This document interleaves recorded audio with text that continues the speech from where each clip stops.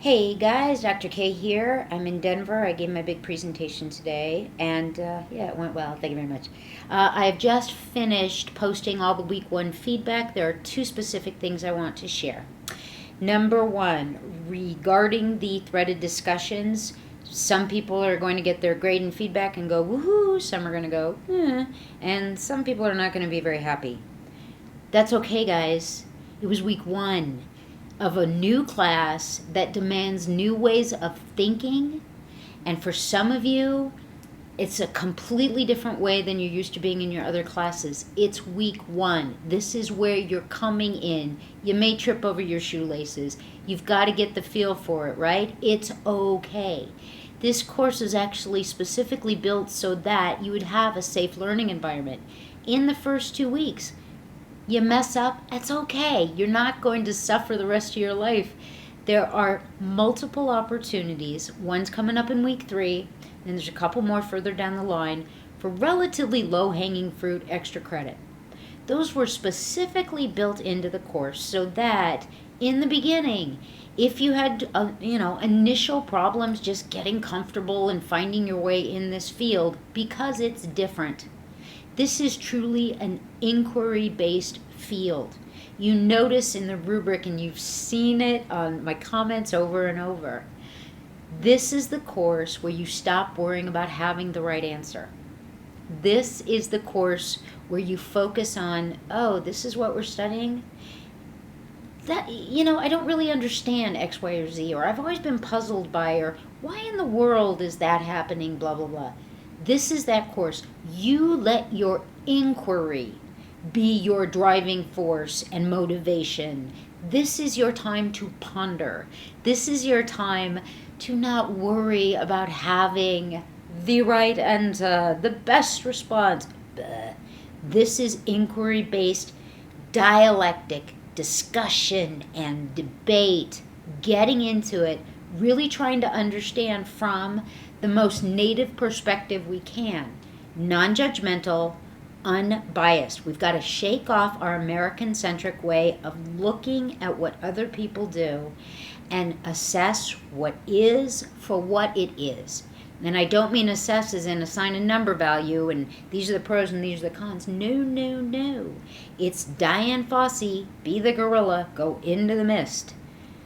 Examine, explore for what is. Look at the cultural context. How did this come to be? How interesting. Why is that so? What purpose does that serve?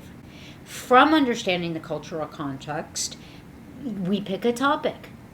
And we explore that topic through the cultural lens, through the societal valuation and all that comes with it of your different countries. You're not comparing one against the other. First, you're going native in each of your own countries. After that, what you do is a juxtaposition. A juxtaposition is not a ranking. My topic is inclusion. I've already discussed what that means and how it's viewed and how it's handled in these 3 different countries. Now, let's put it together to see what it kind of looks like, the similarities and the differences. Again, I'm not judging one versus another. Inclusion in this country is this practice. It's a very different practice in this country. Instead of doing that, what they do is this. Then in the third country, the way this country defines it is very different. They define it as this. So again, we're getting this picture. You're putting the puzzle together. The juxtaposition is what is similar, what is different. Then we move into conclusions. From all of this research, what we can take away is that country A could learn blah and blah from countries B and C. They happen to be very well versed in these areas that country A is having issues with. Country B can learn from country A and country C. Country C can learn from B and A. Blah, blah, blah, blah. It's not about passing judgment. It's not about finding out who is the best. Now, with that said, I'm going to throw a book at you. Literally. Boo. No. So this is a book I'm reading right now. Vivian Stewart, A World-Class Education. Now, here's the thing about this book. For anybody who is looking at Canada, Singapore, Finland, China, And all right, yes, we're all looking at the US. It's a very interesting book. She's got very relevant, up to date data and information. That's all really good and it's all useful. But here's the thing about this book, if anybody does choose to use it, it is horribly written from a comp ed perspective. She is so judgmental, so judgmental.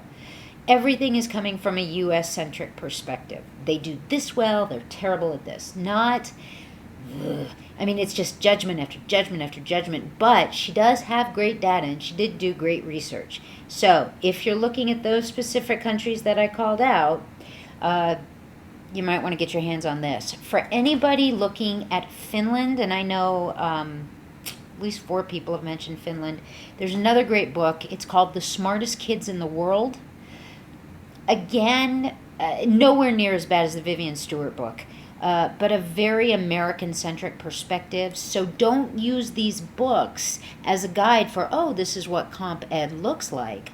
You can use these books to gather relevant data. They're all very new. And again, like I said, the data is very relevant.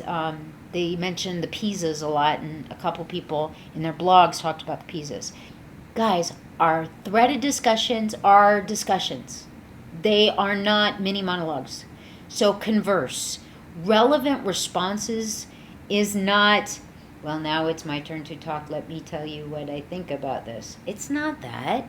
It's, you mentioned Georgia, and I'm really interested in country of Georgia. I have a friend who lived there, and he mentioned they do this in their schooling. I don't get that. I don't get why a country would blah, blah, blah, blah, okay? Focus on your inquiry. You could even Google the things that you're curious about and maybe bring this in.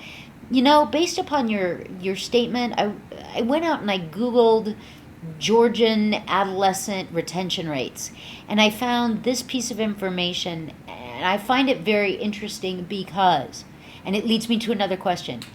Enjoy the process. And I mean that sincerely, not snarky. Find the joy in this work. It's different than every other class we've had. So it's going to feel weird and you're going to have some cognitive dissonance. And if you don't, wow, cool beans. But most of us do initially. Okay. See you online.